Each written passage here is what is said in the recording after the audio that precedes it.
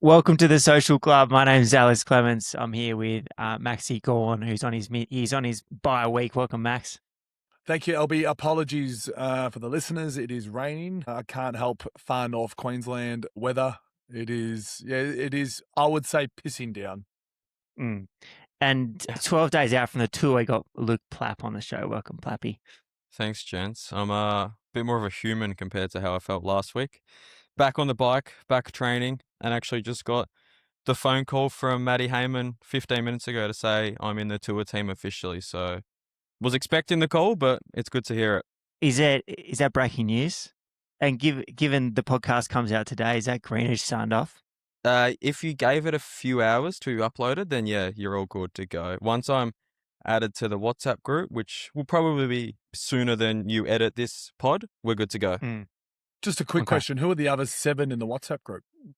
Okay, so then I will tell you the 7 and then Alex will make sure that this goes out after. So, actually, no, I cannot because I don't think, I can't tell you because the team probably won't release that publicly for a while. Okay, understood.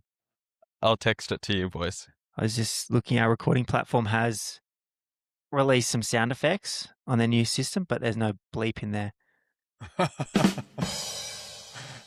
That won't be it.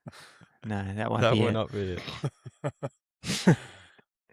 Plappy, but seriously, the health is good. You're back on track. How things looking? Tour de France is really creeping up on us. What was kind of the recovery like? What was the team saying? What was the doc saying? What was your training like kind of to get back to full health? Took a week, knocked me around for a week. So I was pretty smashed, and then a couple of easier days the last couple of days, and then today stepped back into it feeling good, put some good efforts down. So then, yeah, a good 10 days now of fine tuning, and then we actually all meet in Girona for a Triple T camp the week of the tour, and then get on a team bus and drive together to Barcelona for team presentation sign-on. So that'll be a nice little few days together and then rock up in the bus for sign-on. But no, it's going to be a very good group of boys and all English speaking really. So it's going to be a great 3 weeks together. In that team time trial camp, you're going to be ripping full race simulations? Yeah, I assume we'll have full setup, like skinnies, full race wheels and everything, and sort of trying to work out how you maximize everyone with given the course, and like you're probably going to lose half your team if not more for the back half of the tour. So it's trying to work out how you get the most out of the boys early before the climbs start towards the end. The Social Club, of course, always presented by Giant. Max, did the Giant make it up to Northern Queensland? I have typed in Giant Bikes Northern Queensland, and there is one in Cairns, and I'm thinking about going for a ride. But the Cairns, I don't know if anyone's been to far north Queensland that is listening to Sounding Shoot. So sure, I know we cast far and wide. I'm not sure about far north Queensland, but the roads are a bit iffy. So I'm not sure if I'm going to get on a bike. But if I did, Alex, you know where I would be looking. Okay. So again, I guess there has been a few DMs over the last couple of weeks, just waiting for Max's commuting. The commute's coming. It's cold. It's cold. It's coming. I will be doing a commute in the next fortnight. I'll do a TDF preview on a commute. Perfect. Plappy, any final tune-ups to the Giant before we head into the Tour de France or any other tech? Because I know you're not just a user of their bikes. You guys are a full Giant squad. No, we're pretty dialed. We're sorted. Just about making them go as fast as they can with all the little 0.1 percenters that you get for race day. Package tune-ups for the team's time trial? Nah, not for me anyway. I think the other boys in the team might jump on sort of my level of package. It's sort of like reserved for, like, I get a really good package for most races. And Benno, for example, but I think everyone might get the upgrade for the Triple T, which would be very nice. Apart from that, not much to report. This is like custom bars, a little bit lighter TT bike. Yeah. What are they getting? So we're all on the Sync bars, which are a Melbourne in-house brand from Ken Ballhouse, which we love. I've worked with Ken since day one in 2017, which is awesome to see his stuff all over the globe now. And then the rest is pretty standard. Giant wheels, giant helmet, fast skin suits. The rest is pretty simple. Yeah. Awesome. The social last week went pretty hard on Max's call out to LeBron James. Has he slid into your DMs yet, Max? Even got a little run on Triple M Rush Hour trying to get LeBron. Gave a little plug to Sound Street Social for those that were listening. And LeBron still hasn't got back to me. So we're still in that space right now. I'm bullish. I'm thinking he will get back to me at some point. I understand the Canyon Giant conflict. But I'd like him to just even like thumbs up my initial response. You get some industry thoughts as an insider. I also saw we've got Jack Watts coming on if Maxie can get LeBron over the line. We do, which is even bigger. So we get LeBron, we get Wattsy, which is amazing. Did LeBron go number one in the draft? No, he didn't. He did not. Exactly. So Wattsy's bigger. If you didn't already, we need more comments. We need more comments. We need more shares. We need more reposts. It's on the Instagram. You'll see it. Max's big heads in the middle of the feed, calling out LeBron James. Surely everyone is fascinated if LeBron can mention Guy Martin in a sentence. Like that would be amazing. If he knows who you are, Luke Plapp, that would be a massive win. If I can do something at the tour and I'm on like, obviously that goes world feed, I'll call him out. That'd be the way to go because that'll like stretch far and wide to US audiences. Yeah.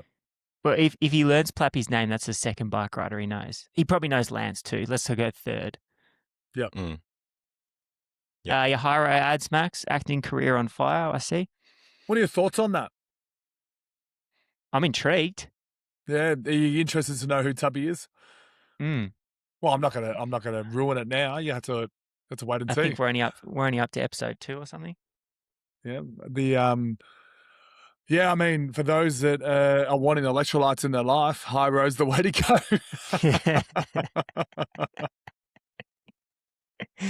And Plappy, you're a big triathlon man. Matty Hauser on the pod last week. Australia's best triathlete heading into LA, and a very good chance of a medal. He was good. He was very good.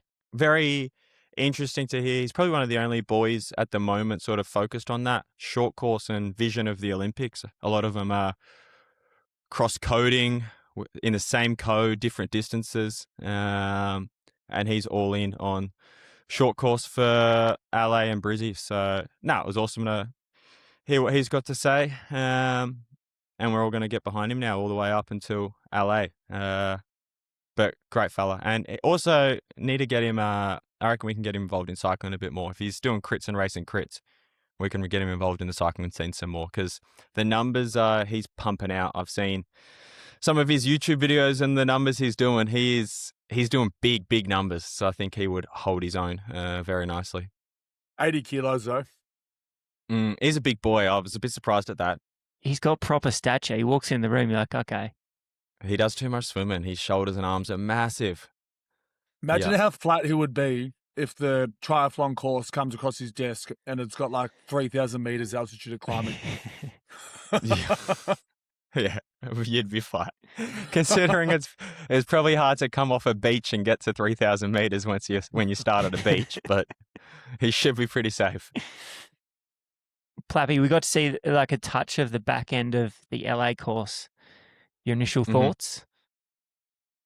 Yeah, well, the rumors have been circulating for over a year now of the course. They couldn't be more wrong. They've just released the final 3.8K of both the TT and road race. That's all we know, but completely different to what the rumors were. So 3.8K at 5%, with the last 2K at 7.5%. So very hard finish to both the TT and road race. Sounds like a very good course for Poggy, we must be said. But the harder thing to do will be how the athletes design their 2028 season. It's 3 days from the finish of the Tour de France to the time trial. Obviously, you're not going to get from Paris to LA in that time. And it's only 6 days from the Tour de France to the road race, which again, not ideal. So that'll be, I think, the more interesting part as to how the boys design their season. Who does the Olympics? Who does the Tour de France? So a lot to play out there. And it sounds like a good course for you. Sounds like a good course for our man Maxi. In terms of selection, He'll be getting selected. Yeah. Who else are they going to select? I mean, Jay's going, but can you take two? You can take two, can't you? You can take 2, and then you just You can need take one more 2. for the road race. You just need one more after that. And that 5K effort, it's got Plappy's name written all over it. Not too steep, just the right amount. Yeah, very happy. We got to see Pogie back racing Tour de Suisse. Tour de Suisse. Did we ever? Plappy, tell me off air. He's got that rumored stat on his watts per kilo up the final climb on the Queen stage. Supposedly he did 7.2 watts a kilo for 25 minutes just to cap off yesterday. For the people at home, that translates to 500 watts for 25 minutes for me. And if I was just to quickly, bear with me, do Max's weight at 110 Maxi. Yep. Is that what we're rolling with? That is what we're rolling with. Official weight, live from Northern Queensland. Yes. So for 25 minutes, that would take Max 792 watts for 25 minutes.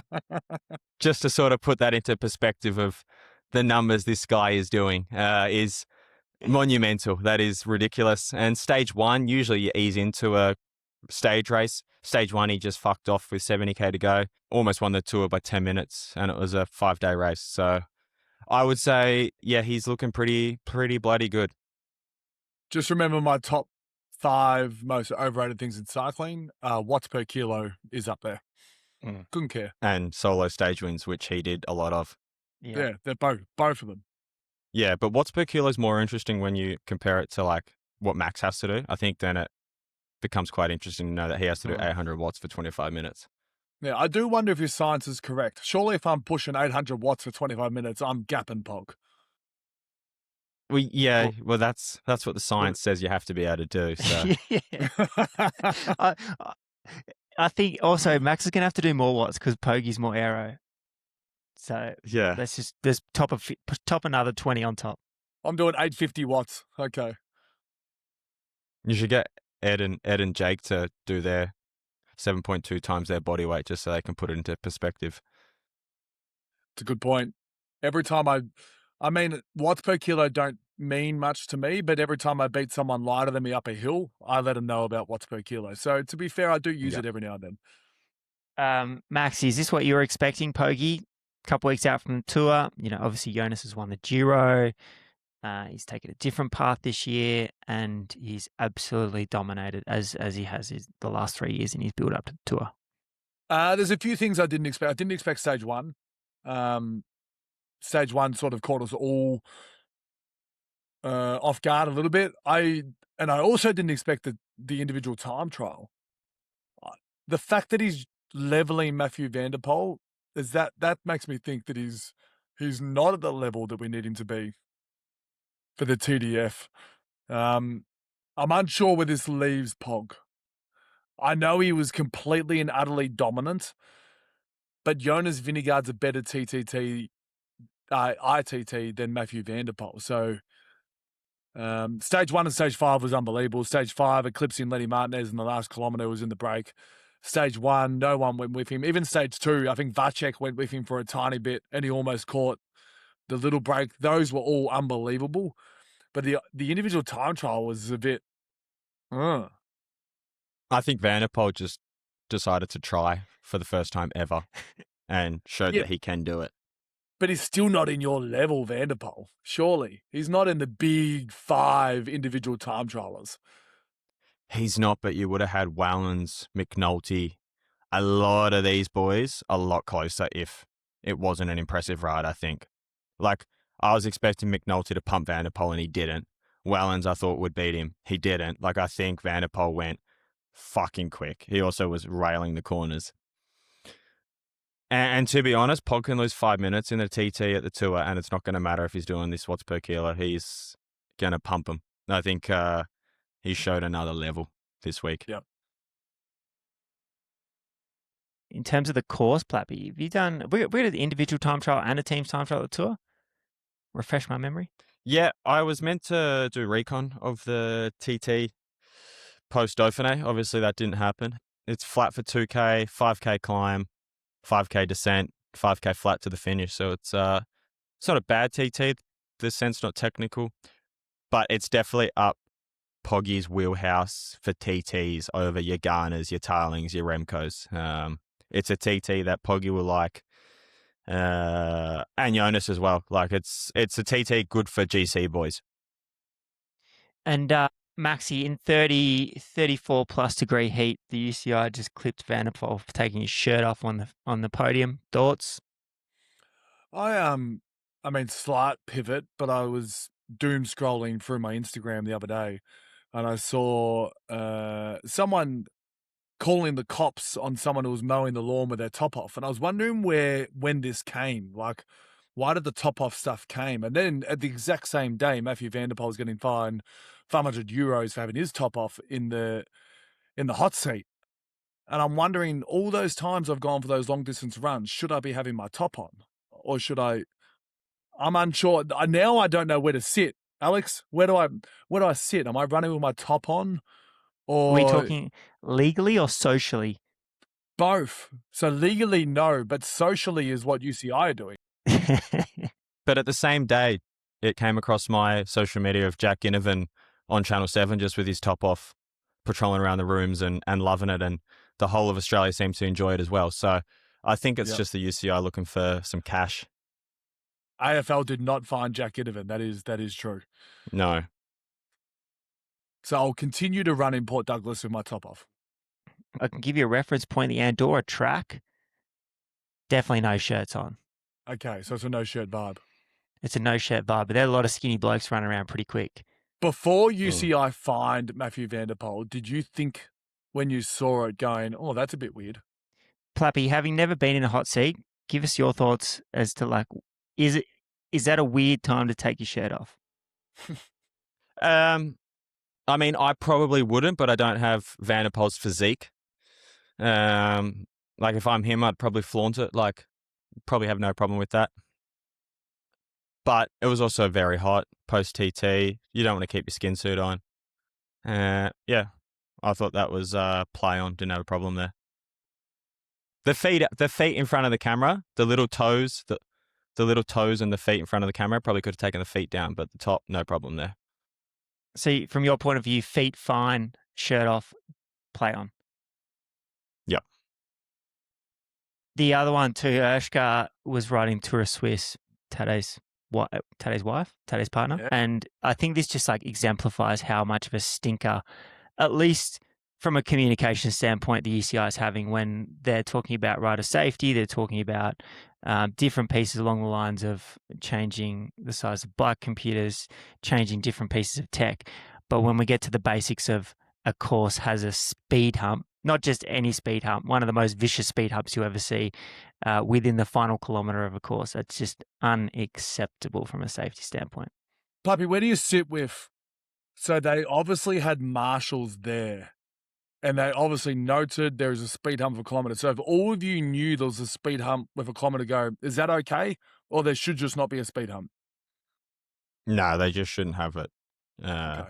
I don't even think it was okay to go. I think it was inside that. Like you just should change the location. Yeah. Or modify the road and try smooth over the ramp or... Yeah, probably not good enough. Yeah, probably not good enough, to be fair. Like, it was vicious. Yeah. Like, it was throwing people off their bike when they knew it was coming. Yeah, probably just fair enough to say it's not good enough and too dangerous, and they were lucky that it was just a couple down, probably. But then in the men's, I don't think anyone came down. Broken jaw. Broken jaw. Yep.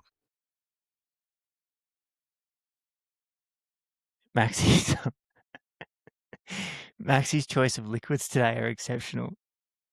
Haro and 4X. In fact, it's probably about time I opened another 4X. Is it not? Do you want the question live on the pod? In Yep. what city did the Commonwealth Parliament first sit? Melbourne. Melbourne. Melbourne. I know. Nice. What could have been? Maxi, Wout van Aert's out of the Tour de France. What did I miss here? Because I feel like he won a beautiful sprint set up by Eduardo Affini. He didn't fall off his bike. What happened here? Was it a training mishap or was it an injury from ages ago? So the inside is the week leading into Dauphiné was on his TT bike at home and crashed just in training.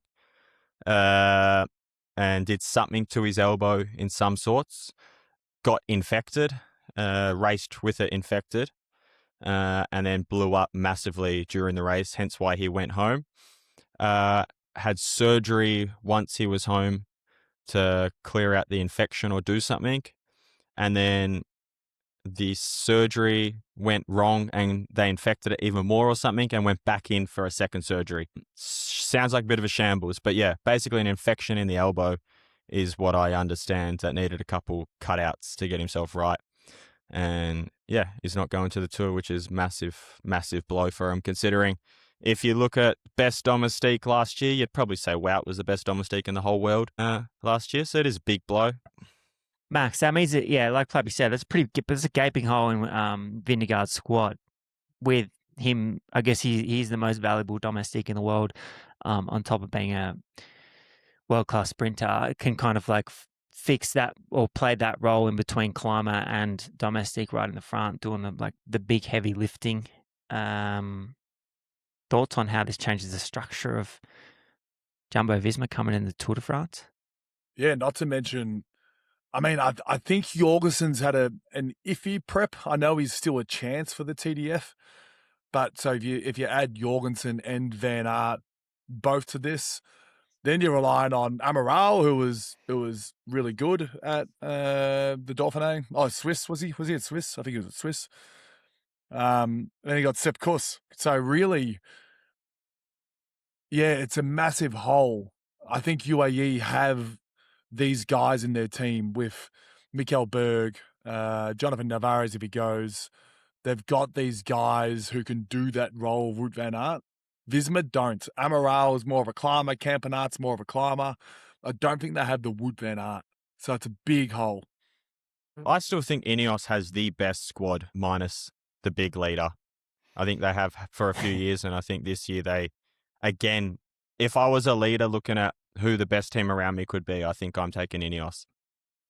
And they're just going to have to hope that Oscar or Kevin step up to the plate. But the likes of your Connor Swift, your Garner, your Tarling, your Kwiatkowskis, your Carlos Rodriguez as mounted support, I think as a well-rounded team for the flat and for climbing support, they are still the best.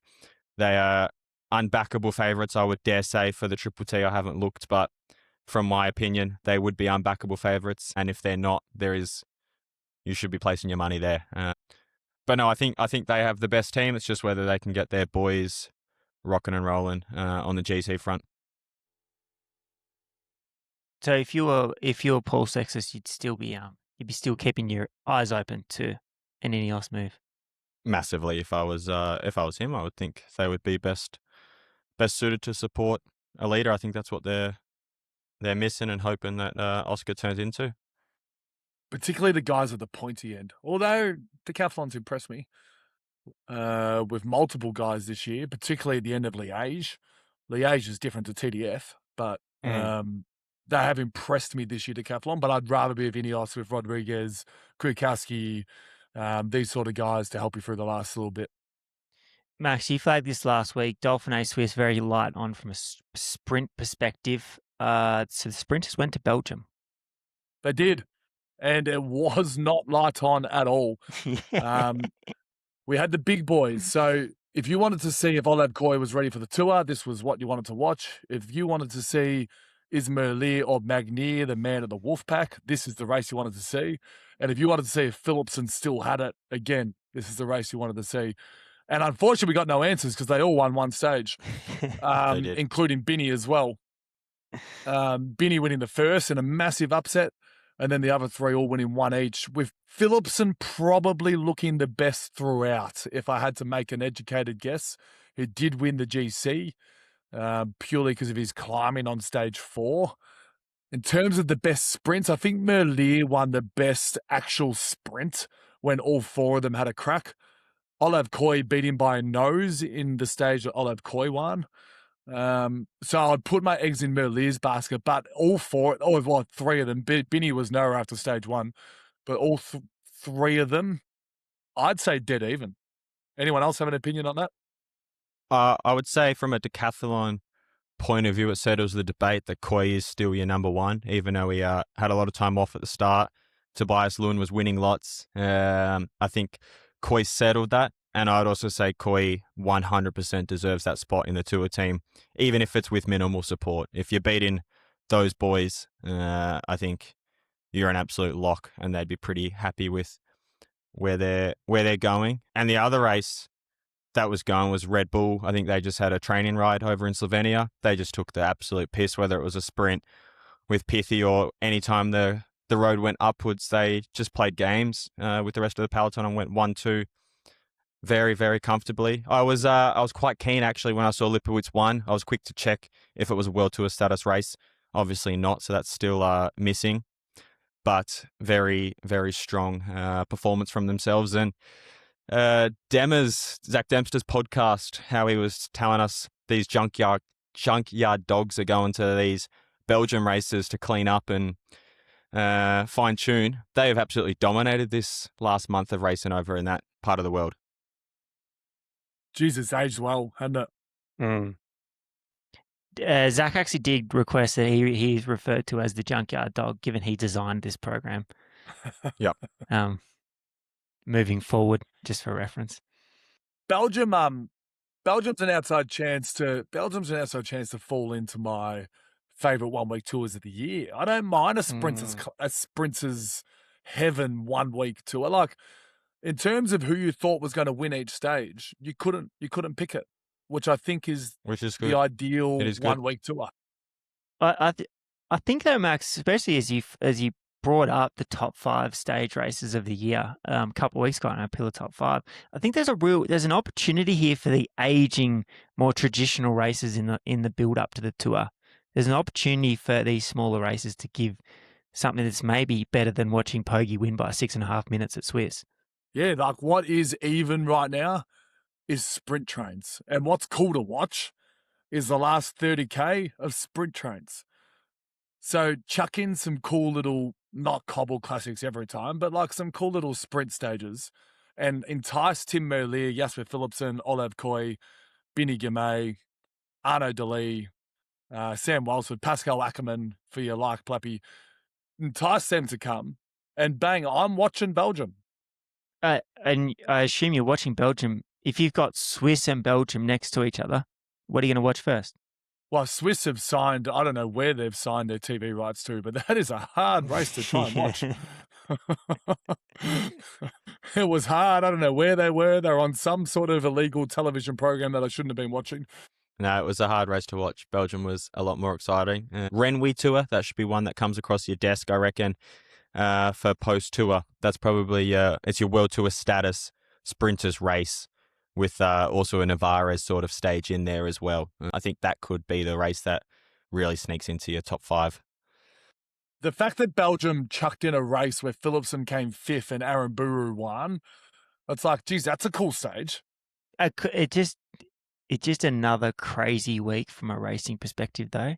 Like when they sit down at the start of the year and go, this is how we're going to allocate the different stage races, this is how we're going to schedule them. Like, it must be some spreadsheet that they're operating. I'm not much of a gambler, which I'm sure will blow a lot of people's minds. I'm not that much of a gambler. But in horse racing world, the Melbourne Cup has like 3 feeders. Caulfield Cup, Turnbull Stakes, and you'll probably be able to name another one that I don't know. For some reason, the Tour de France decides to put Lipowitz, who's 5th favourite, out in Slovenia. Like, surely we want to see him at Dauphiné or Swiss against the big boys. Remco's on a training camp. Vingegaard and Pog haven't met. Paul's trying to somewhere avoid else. each other.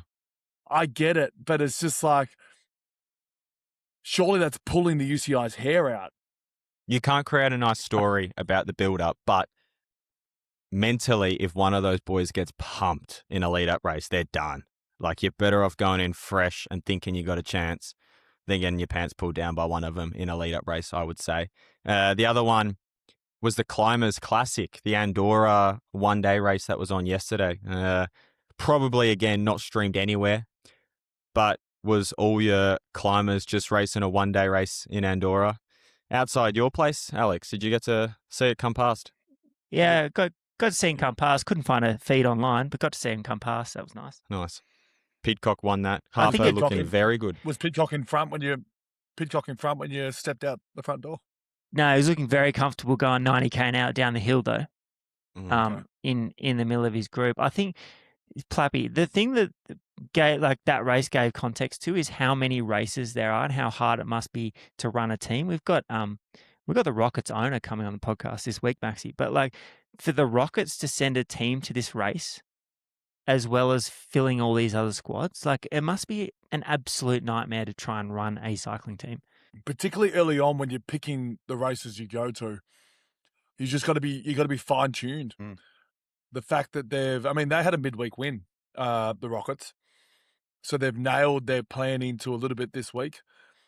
And they can't go to the tour. So teams that can't go to the tour have to nail their racing over the next little bit to try and find wins.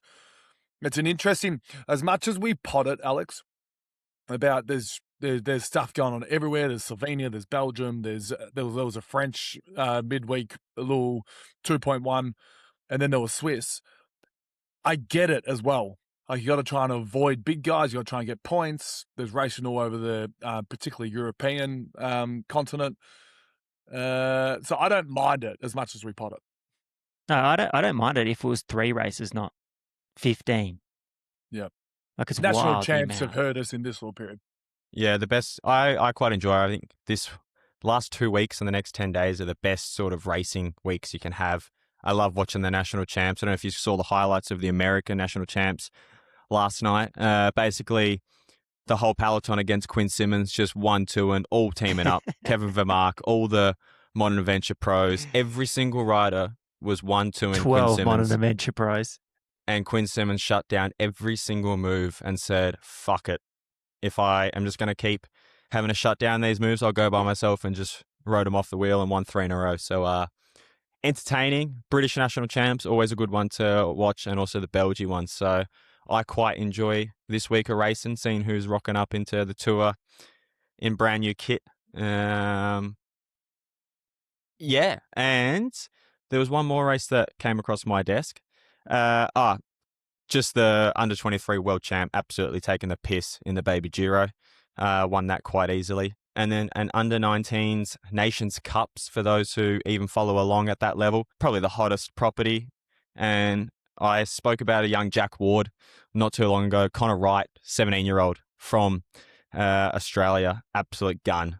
Cleaned up the Nations Cups and well on his way to a World Tour or development team contract next year. Yeah. You know what's not as good as the US Nationals? Sorry, you know what the US Nationals is not as good as? Oz Nationals. The Aussie Nationals. Yeah. Yeah. Oh, but also in terms of depth, it actually isn't. Aussie Nationals are goated. Take away what happened this year. Aussie Nationals are goated. And the new course, if we go back to the old course. Oh. I also think US they shouldn't mix it in this week of nationals. It's hard to get the boys to go all the way back there to race and then come back to Europe for the tour or your big races. I think the US need to find another slot like Australia do. That's also why Quinn wasn't losing. He was in France and he's got to be in France in 2 weeks, and he went back to the States for a little race. But talking about the Giro Next Gen, Plappy, Max, couple of things. One, production, exceptional. Watch it all. YouTube's really good. I don't know who's running socials in Italy right now, but San Remo, Strade Bianche, the Giro, it is top class. And then the second part is all those riders in the top 10 are part of Devo teams. We talked to Zach about this. It's like you can't you can't get to a point now where you're waiting to buy the next Paul Sextus. You have to find them yourself. You have to build your own depot squad. So I think like just the importance on this race, again, thrown into the middle of 16 other UCI races. Yeah, if your eyes aren't on this race and you are a World Tour team, what were you doing? This is where your eyes have to be. I must say, I have limited time of cycling that I can watch due to the time zone that I live in. And my eyes went to the Giro Next Gen. So whatever they did to, from content point of view to get the audience, they got me. So I was watching. I think it's a massive thing in cycling right now. We're all looking, everyone's looking, Ineos. Let's get Paul. Let's buy Paul. Hey, get Paul before Paul becomes Paul. That's the job. Like, get to the Giro Next Gen and find Paul, because Paul's costing you too much. I think this Ecuadorian. That's the word on the street. This young Ecuadorian who had one race day before this just came up and popped second. No one's really heard of him, and he's the next big one. I think, Clem, some homework for you might be Michael Hepburn. He is the head scout for Bora. Might be able to give you some inside word and good article or good pod on how he runs around to all the under 17 and 19 races trying to scout these young kids out, and maybe what his job involves. That could be some homework for you. I'll tell everyone that Clem's going to get that pod out soon, so he'll organise that. Thanks, Clem. We'd love to get Heppy on the podcast. Yeah. As a very talented junior himself as well. Any other races come across your desk, Plappy? Seems like I've been watching a fair bit of bike racing last week. I have been. No, that's been about all that's popped up. The Romanian or Hong Kong or Indonesian national champs didn't really come to me. Guatemala, Albania, none of them I sort of saw. It's hard to look at pro cycling stats because there's a shit ton of races on their thing at the moment. Palazzari. What's our thoughts? Palazzari gifting the win to Lippo. What are we thinking there? Just a bit of morale boost before the tour, or did he gift? Palazzari did all the work. Palazzari did everything. Yeah, but did he gift? It looked like they literally tried to go over at the same time. Don't know. Just thought that was a bit interesting. Maybe just a bit of morale for leading into the tour.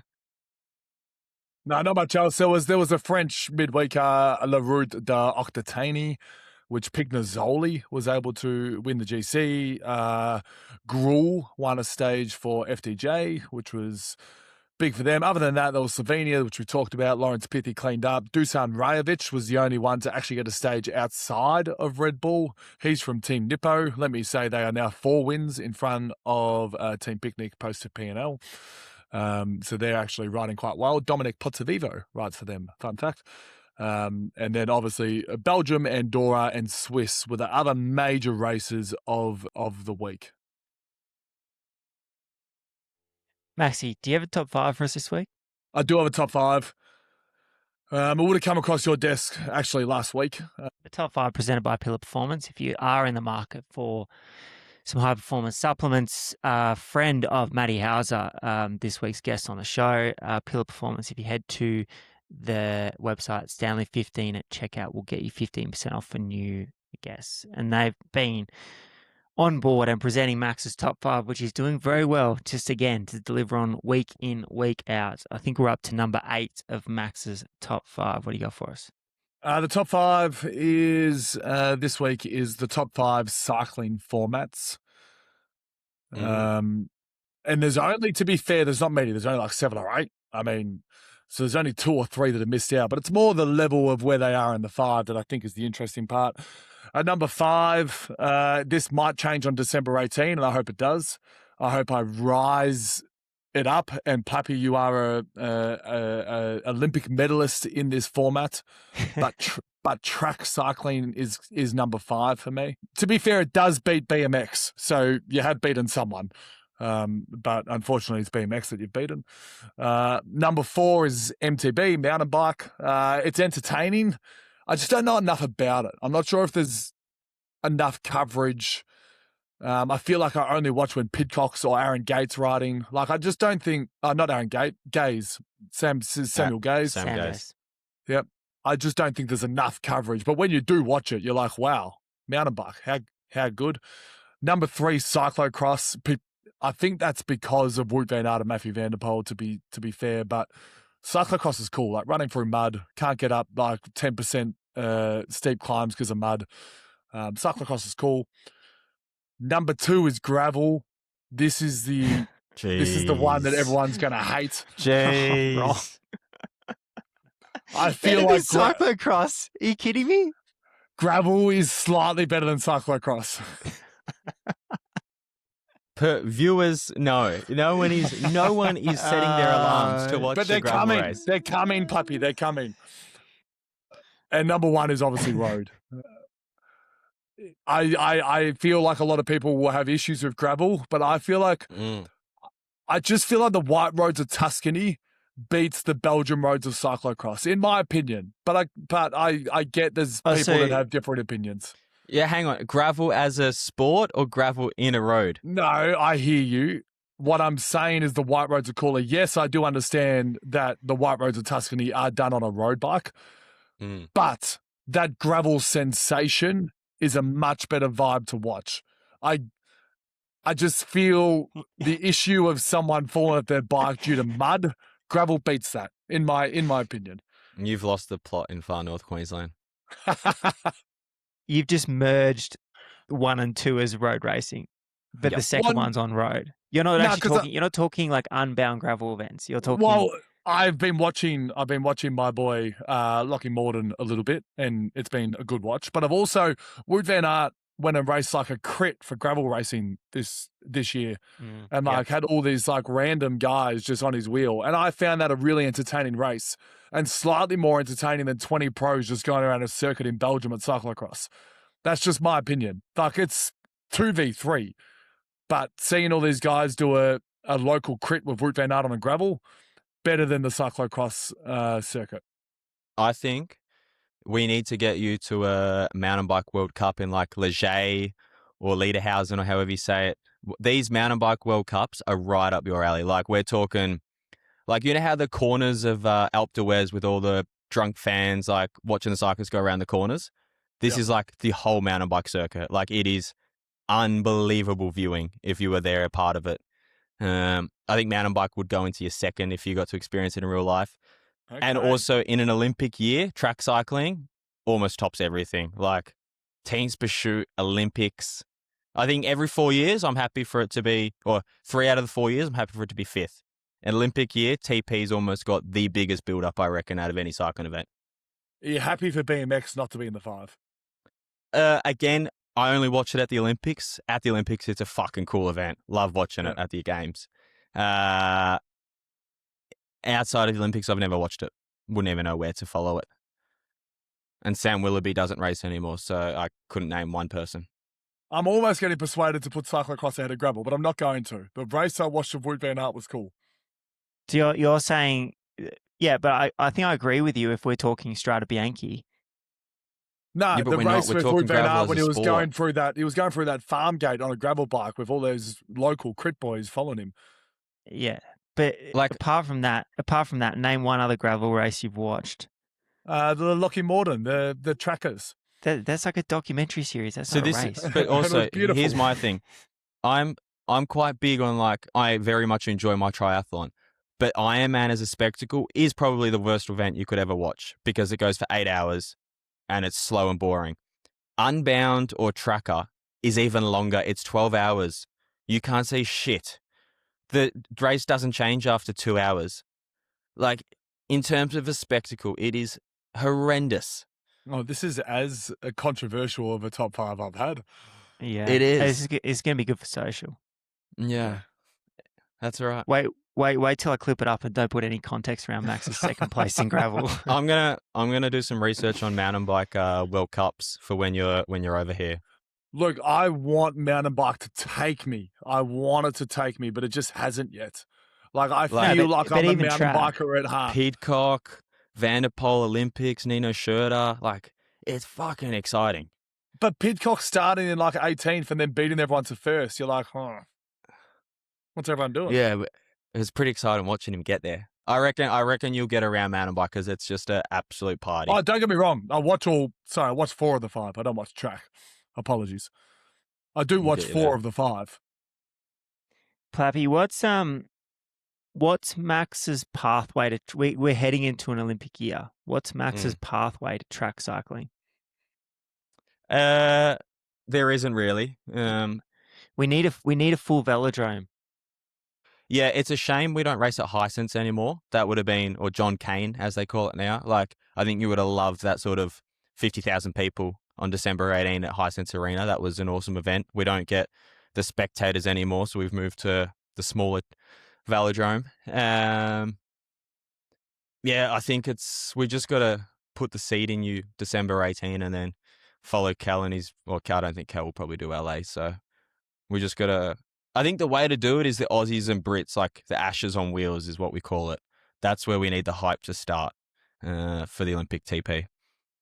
Will you race Austral for the Stanley Street Social?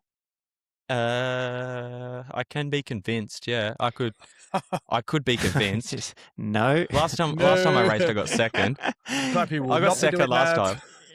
It's Plappy, good prize money. I'm trying to move 5 up the track, up the top 5, and you're not even helping the cause. Mate, Luke Lamparty's come and done a crit. It's also a good time of year to like sit in the crowd, enjoy and drink frothies with you boys rather than race. But okay, so you'll be at the race, but you're not going to race yourself.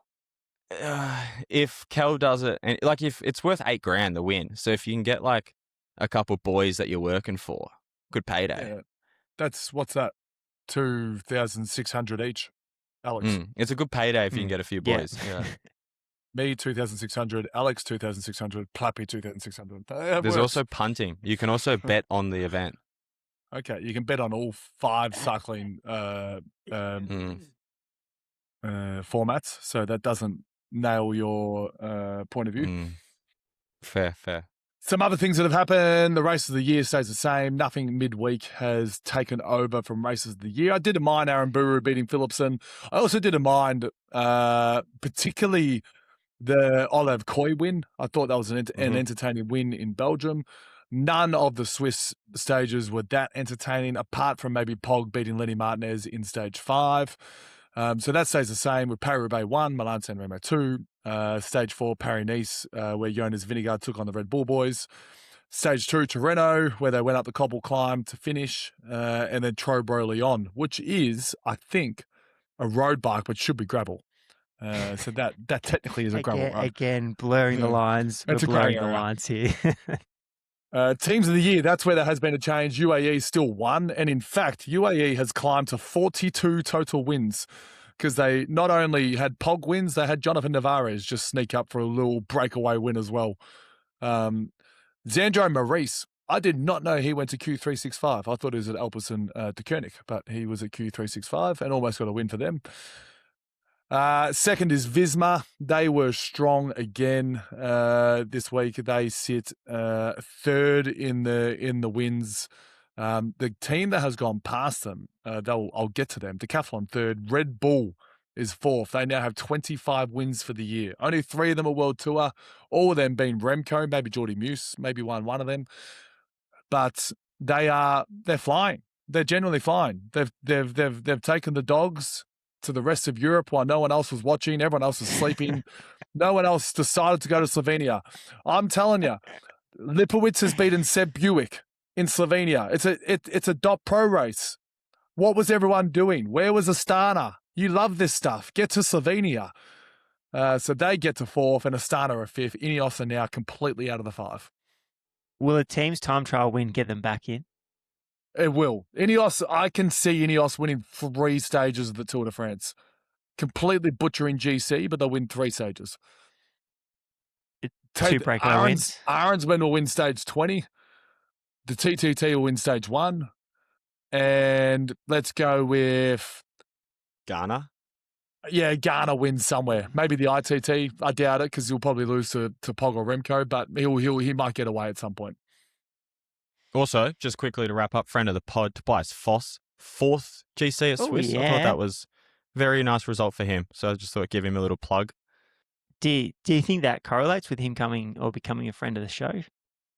I think it would. Definitely. It probably also correlates to looking for a contract. It depends if Luke Lamparty starts winning. Watch Luke Lamparty and Finn Fisher-Black get his first World Tour win over the next couple of months. I'm still waiting for Jensen Plowright and Would have been almost great got if Lawrence. Kundecourt was almost out with the rest of the team when Liddell came in and just changed things up. So we just need the guests to just start firing a little bit more. Yeah. Jerry Ryan's off.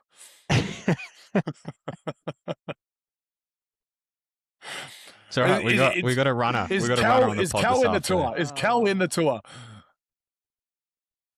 Okay. If Kel's right, That could be our running the Tour de success story. France, we're putting that down to the Tour de France. As well. Yeah. Okay. Yeah. Enjoy running content and podcasting today, Clem. Go with Jimmy Whelan on the show this afternoon. And we've got Bass from your favourite team, Maxi, the Unibet Rockets, on later on the week. I'm just going to ask him just a question with no history to it, no background to it. I'm just going to ask him this question, Alex. Do you think an Australian team with a similar model would work? And I'm just going to see what he says. If he says yes, watch this space. Then we can end the call. Done. Project complete. Yes. Good luck in your build up to the Tour, Plappy. We'll hopefully Thank see you you. on the ground soon if we don't see you before the Tour de France. Thanks, Maxi. Thanks for listening. Hooroo.